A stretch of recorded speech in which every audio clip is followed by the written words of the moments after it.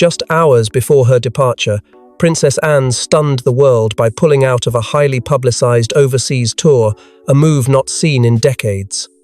But what truly ignited panic within royal walls was not the cancellation itself, but the chilling reason she gave: "I no longer trust royal security." What triggered this unprecedented crisis? Before we go deeper into what this really means for the royal family, make sure to subscribe so you don't miss a single update. The cancellation came like a thunderclap. Everything had been prepared. The press had been briefed, official photographers were already en route, and dignitaries abroad were anticipating one of the monarchy's most dependable figures to arrive with her trademark composure. But within the confines of Buckingham Palace, a quiet but furious storm was building. Princess Anne, the very definition of duty and discipline, had issued an emergency stand-down order. No advance notice, no political maneuvering, just a blunt, explosive statement. "I no longer trust royal security," followed by complete radio silence. Immediately, whispers of panic swept through royal staff corridors. Had there been a direct threat? A breach? Or something even more dangerous? A betrayal from within? Behind closed doors, senior aides scrambled to contain the damage. The media, caught entirely off guard, struggled to construct a narrative. Was Anne unwell? Was there a diplomatic misunderstanding? The palace's tight-lipped response only intensified speculation. No further comment at this time. Read the official release, a sentence that rang more like an admission of internal chaos than a calculated press strategy. What few knew at the time was that this was no sudden crisis. Anne had been building toward this moment, silently, methodically, and out of deep-seated fear. Sources later revealed that she had grown increasingly concerned over subtle but repeated lapses in her personal security details dismissed by others as coincidences or clerical missteps. This tour was not a minor engagement. It had been personally endorsed by King Charles as a symbol of renewed commitment to the Commonwealth. Anne's presence was not ceremonial. It was political theatre, meant to reaffirm bonds shaken by recent scandals and divisions. Her withdrawal, especially under such damning circumstances, wasn't just a security embarrassment. It was a constitutional shockwave. Every diplomatic office, every foreign intelligence liaison, was now asking the same question. If Princess Anne felt unsafe under the Crown's protection, what does that say about the monarchy itself? Almost immediately, ripple effects were felt across the royal ecosystem. Travel protocols were thrown into immediate review. Plans involving Prince William's upcoming engagements were paused. Catherine's staff, ever vigilant, began conducting their own internal assessments. In corridors where whispers mean everything, the words "internal breach" and "strategic silence" began circulating. The air inside royal residences grew thicker with tension and paranoia. For a family whose entire power rests on the illusion of control, this one act of refusal, silent, deliberate, and absolute, was more explosive than any tabloid scandal.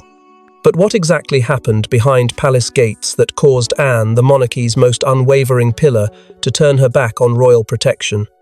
According to a former staffer, Princess Anne recently stumbled upon a hushed conversation during a late-night walk through the palace corridors, a conversation she was never meant to hear. And once she did, nothing was ever the same. It began as an ordinary evening. Anne, a creature of habit, often walked the palace halls alone at night to collect her thoughts, rare moments of silence in a world that demanded constant presence. But on this particular evening, what was meant to be a routine stroll turned into the genesis of a slow-burning catastrophe. As she neared one of the lesser-used corridors near the administrative wing, voices drifted through a half-open door. What caught her attention wasn't the volume but the tone. Low, calculated, urgent. And then she heard it, her name. "We'll need to proceed with the containment plan. She won't be a problem after the trip."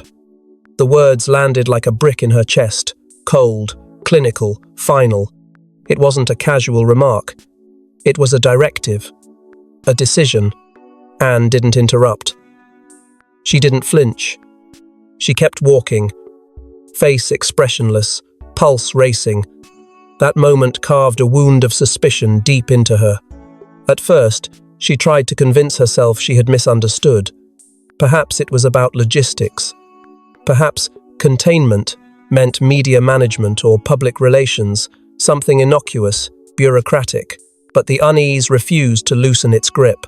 And when, just days later, her most trusted bodyguard, a man who had served beside her for nearly a decade, was abruptly reassigned without explanation, her doubts sharpened into something darker: fear.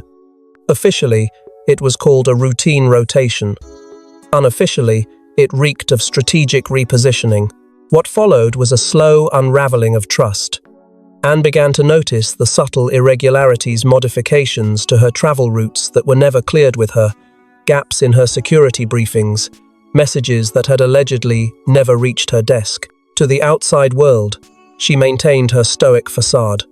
But behind closed doors, she was quietly documenting every inconsistency, every sudden change, every unexplained decision. She wasn't reacting publicly. She was observing, collecting, preparing, alone. There was no protocol for this, no handbook for how a royal protects herself from within her own walls. Anne didn't speak to the king.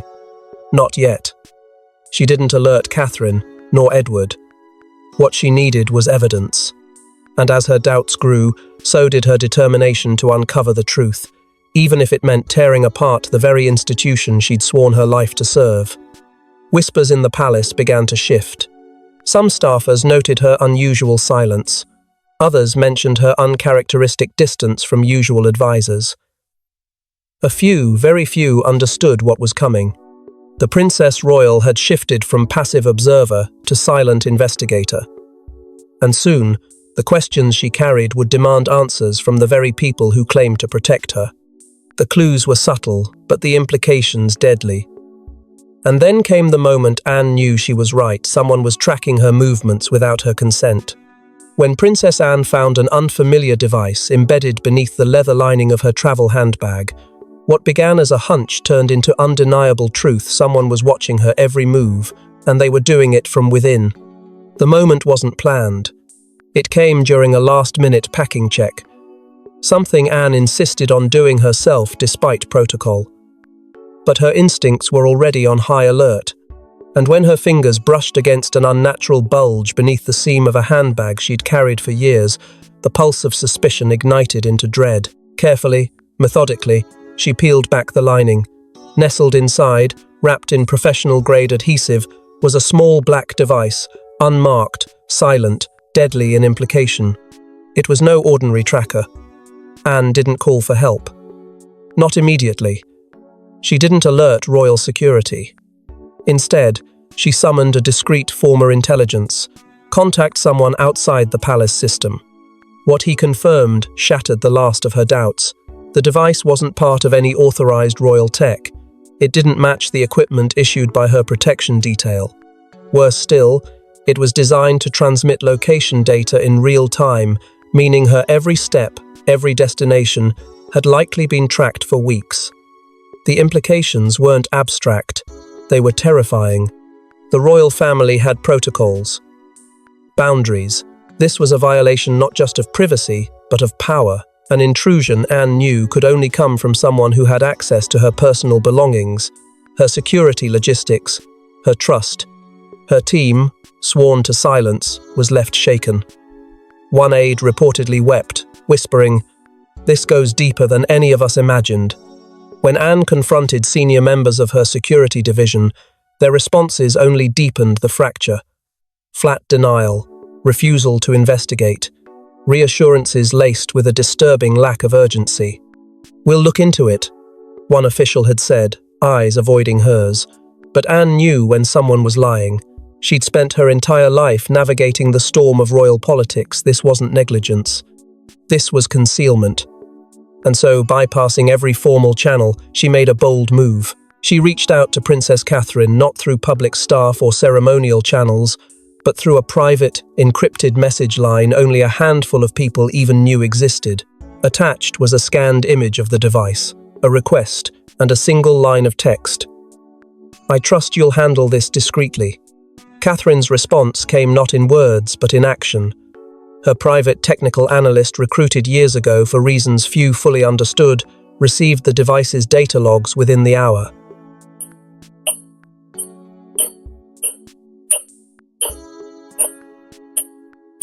Anne didn't need to ask questions. She knew the storm was only beginning to gather. The walls of the palace, once symbols of refuge, now felt like traps. Nothing could be taken at face value. Every smile masked a motive. Every protocol became a potential threat.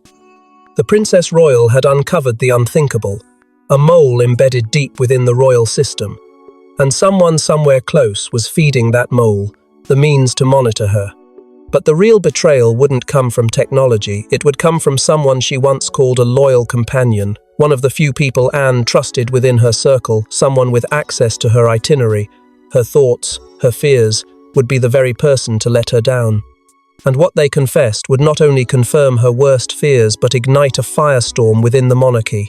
The moment came, not through formal interrogation or structured inquiry, it came in the dead of night, behind a locked door, whispered through trembling lips. A longtime aide of Princess Anne's, visibly shaken and haunted by guilt, asked for a private word. This was someone Anne had once considered unbreakable, efficient, composed, unshakable in duty. But under the weight of mounting pressure and a conscience tearing itself apart, the aide finally admitted what Anne had long suspected.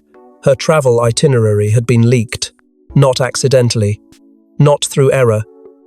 It was requested, the aide said quietly, voice barely audible, and I was told it was for operational coordination. I didn't think to question it, but Anne did. Every instinct in her body screamed otherwise. This wasn't coordination, this was exposure, vulnerability, sabotage. Anne demanded names. The aide hesitated but eventually caved. The request had been approved, signed off by a royal advisor whose loyalties had been quietly drifting in recent months, not toward Anne, not even toward the king, but toward Queen Camilla's rapidly expanding shadow network within the palace administration. Anne's blood ran cold. This was no longer a question of security gaps or technological oversight. This was internal, political, deliberate. The betrayal was surgical, designed to be clean, deniable, and buried. But now it was out, and the damage could no longer be ignored. Anne's face didn't flinch, but the tremor in her chest deepened. This wasn't just personal. It was strategic warfare under the guise of courtly procedure. The aide, full of regret, offered to resign immediately. Anne didn't stop them. The resignation was accepted within 24 hours, no public explanation given. But inside royal circles, the silence was deafening. Staffers began avoiding eye contact. Conversations stopped when Anne entered a room.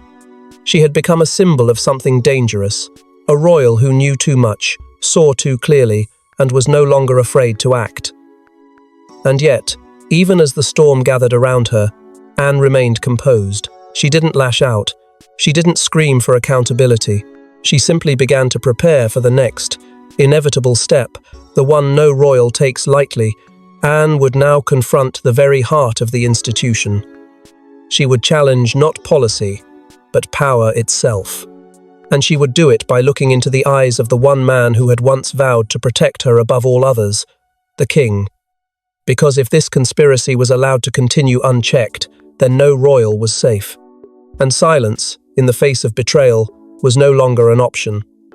With betrayal behind her and suspicion swirling above her, Anne took the one step that would break protocol. She confronted the king himself. Behind closed doors, the usually composed Princess Anne demanded a private audience with King Charles. What followed was a fierce, heart-wrenching exchange between two siblings, torn apart by fear, distrust, and secrets that refused to stay buried. The tension in the air was immediate, thick with history, loyalty, and betrayal. Anne walked into the private chamber, carrying not just documents, but the full weight of her suspicions. She didn't waste time on pleasantries. There was no space for protocol. With a calm that masked the storm within, she laid out her findings, every breach, every leaked detail, every silent nod of complicity. Her voice didn't tremble, but the message was unmistakable. This family is compromised. Charles, seated behind his desk, listened in silence at first, brows furrowed, lips drawn. But then came the deflection. He called the situation regrettable, insisted it was under control, and warned her not to escalate further. To Anne, it sounded like cowardice wrapped in politics. She snapped. "You ask me to serve. You ask me to represent this institution without question. But how can I stand before the world when I'm not even safe in my own home?" Her voice cracked with emotion, not out of weakness, but out of decades of loyalty being tested all at once. Charles remained stoic but tense. His response, laced with royal restraint, was devastating. He cautioned her against going public, claiming the timing was politically sensitive and that internal order must be preserved. To Anne, it was a betrayal dressed in diplomacy. In that moment, it was clear. He wasn't ready to confront what she'd uncovered. Or worse, he already knew. The confrontation spiraled. Anne accused him not only of failing her, but of endangering the entire family by refusing to act. She spoke of misplaced loyalty, of power being handed to the wrong people, of Camilla's inner circle tightening its grip while the real defenders of the crown were being watched, silenced, or pushed out. Charles urged her to think of the monarchy's image, to think of their late mother's legacy, to wait for the right moment. But Anne had waited long enough. She had seen too much, and this time she would not be silenced. She stormed out, eyes locked forward, her spirit shaken but unbroken. Outside that room, the palace walls felt colder, smaller. Those who saw her pass said nothing, but they knew something had shifted. The Princess Royal, once the most steadfast force in the royal firmament, had reached her limit. And as she stepped back from public view, the silence wasn't surrender. It was strategy. Because Anne wasn't retreating, she was recalibrating. And while the king hesitated in the face of a growing threat, another royal had already begun moving quietly through the shadows, piecing together the trail Anne had uncovered. But as Anne withdrew from public view, another royal was already picking up the trail, a woman known for her discretion and unwavering loyalty. While the palace scrambled for damage control, Princess Catherine was already in motion behind the scenes, launching her own silent probe into the breach, determined to protect the one woman who had always believed in her rise. There are moments in monarchy when words are useless and action becomes the only language worth speaking. Catherine understood this. She had learned early on that trust within the royal walls was not gifted. It was earned, often in silence, always under pressure. So, when whispers of Anne's explosive confrontation with the king reached her, she didn't ask questions. She didn't wait for permission. She moved. With the finesse of a strategist and the precision of a soldier, Catherine activated a security advisory team few knew she even had. It was her personal asset assembled quietly over the years, outside traditional channels, independent, uncompromised, and above all, loyal. The tracker discovered in Anne's handbag had already been analysed by Catherine's discreet tech contact. But now, the investigation deepened. Through encrypted back channels, she demanded a full trace of data routes, device origin signatures, and relay points. What came back was disturbing. The data wasn't staying within palace walls. It was being transmitted to an off-site location with no official ties to royal operations. Worse, that location had indirect links to vendors recently brought in under new administrative leadership that had grown in size and influence under Camilla's shadow. This wasn't sloppy security. This was operational sabotage, camouflaged as internal efficiency. Catherine's reaction wasn't panic, it was purpose. She knew that speaking out too early would risk everything. Anne was already exposed, already at war with whispers and rumours being seeded in the press. Catherine needed to build proof, brick by quiet brick. And as the evidence mounted, she sent Anne a message. No signature, no insignia. Just 5 words. You are not alone anymore. For Anne, it wasn't just reassurance, it was confirmation. The one royal who had remained above palace factions had now taken a side. and it was hers. What formed between them wasn't a conventional alliance. It wasn't loud or performative. It was built on glances in state corridors, shared documents behind locked doors, and a bond forged through survival, not status. Together, Anne and Catherine understood something no one else dared admit. This wasn't just about one tour cancellation. This was a war for control of the monarchy's future, fought not with declarations but with silence, strategy, and sheer resilience. And as the palace staged its surface calm, behind the scenes, the quiet resistance had begun. But while alliances quietly restructured in the background, Camilla's team launched a furious effort to discredit Anne's claims before they could reach the press. Within hours of Anne's cancellation, royal-aligned media began spinning a very different narrative, one that painted her as paranoid, erratic, and mentally fatigued. But behind those headlines was a strategic effort to cover up something far more sinister. The campaign was swift, surgical, and chillingly effective. Front pages that once praised Anne's discipline now questioned her state of mind. Phrases like burnout, emotional strain, and age-related paranoia began to appear in bold typeface, subtly eroding public confidence in the woman known as the monarchy's iron spine. The smear wasn't spontaneous, it was orchestrated.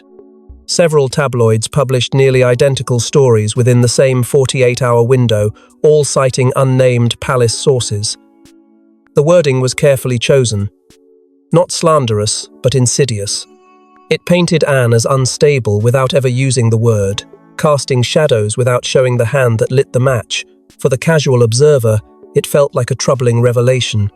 But for those who had seen the machinery of royal PR at work before, it was unmistakable, a coordinated strike. Behind the curtain, whispers began to point toward a PR firm with deep connections to Camilla's expanding court.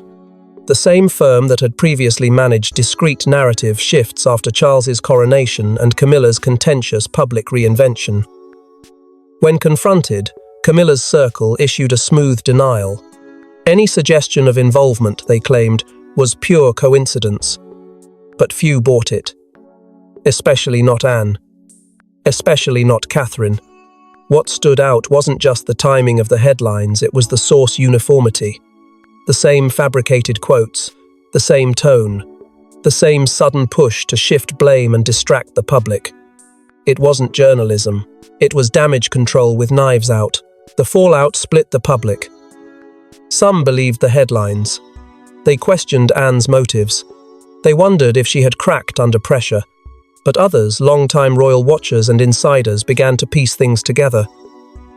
Why had a woman with 5 decades of unwavering service suddenly collapsed? Why had multiple press outlets received identical information? And why had no official statement come from the palace in Anne's defense? The silence, once a protective cloak, now seemed like complicity. Social media exploded with speculation. Hashtags defending Anne trended alongside ones questioning her fitness. But the tide was turning. The more the palace tried to suppress the truth, the more it spilled through the cracks. And in the background, Catherine watched carefully.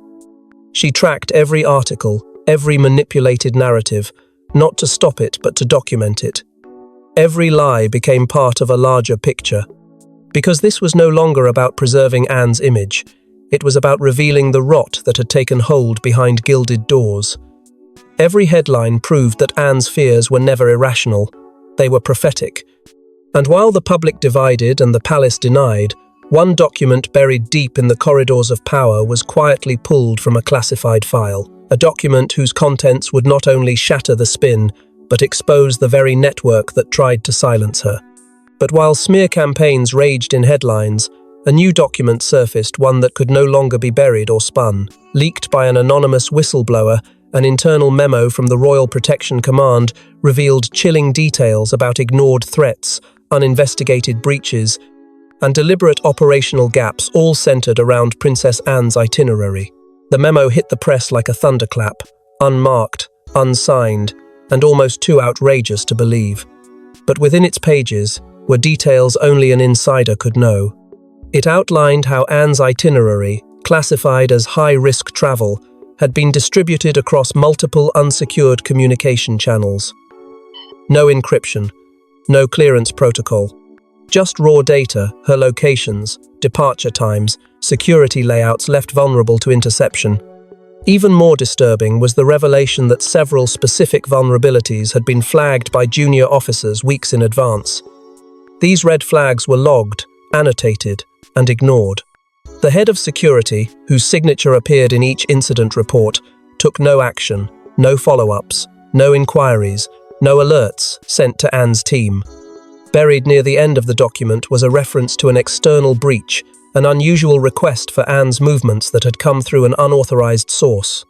That request, traced to a freelance fixer with known ties to a tabloid notorious for trading in royal gossip, was approved. Not flagged, not blocked. Approved. And just beneath that line, a phrase that sent shockwaves through the palace when it reached the public: "Do not escalate by order." No signature, no explanation. Just silence wrapped in a command. For royal watchers, that was all the proof they needed that Anne's suspicions had never been theory, they were fact, buried under layers of institutional protection and internal politics. Within hours of the leak, public outcry erupted. Headlines that once doubted Anne now demanded justice. Commentators, journalists, even former intelligence officers took to airwaves, asking the same question: how far does the cover-up go?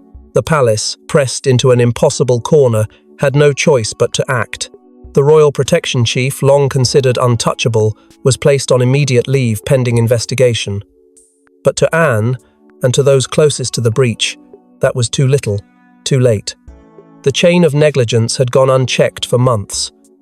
And now, the very mechanisms that were designed to shield the royal family had become tools to expose and endanger it. Inside the palace, the atmosphere curdled, trust shattered. Senior aides refused to speak without legal counsel. Internal audits were launched under the guise of routine reviews. But the damage was done. The monarchy, once cloaked in mythic invincibility, now stood publicly accused of suppressing threats against its own. And for Anne, Vindication offered little comfort. The betrayal had cut too deep. The silence from those who should have acted had spoken louder than any headline. Still, she had not broken. Instead, she had forced the truth into the light, and the public, for once, stood firmly beside her. But before the dust could settle, Princess Anne made a rare and powerful public statement, a declaration that would leave the monarchy forever altered. In a thunderous statement delivered with quiet authority, Princess Anne finally broke her silence. Her words were measured, but their impact was seismic. She did not name names, but every word felt like a thunderclap inside royal walls. Standing not before cameras, but before a select group of journalists in a carefully arranged briefing, Anne's delivery was calm, resolute, and unshakably clear. "I had reason to believe my safety was compromised," she began, every syllable carrying the weight of a battle fought behind the curtain. She didn't need to explain the timeline, the world had already connected the dots. What mattered now was that she had chosen to speak. She referenced not just the breach itself, but the deeper rot within the institution. "I am profoundly disappointed in the internal protocols that failed to act, and worse, chose silence over accountability." The room, and by extension the country, fell into a stunned hush. It was the first time in decades a senior royal had spoken so openly, so pointedly, about the failings of the very system designed to protect them. She didn't plead for sympathy. She didn't play politics. With characteristic bluntness, Anne announced her decision to step back from all public engagements until such a time as integrity can be restored in the mechanisms that safeguard this institution. It wasn't a resignation, it was a declaration. A line drawn in the sand. She wasn't walking away from duty. She was refusing to serve a system that had betrayed its most loyal soldier. The ripple effect was instant. Social media erupted with hashtags in support of Anne. Videos of her decades-long service resurfaced, now framed not just as royal duty, but as proof of a woman who had earned the public's unwavering trust.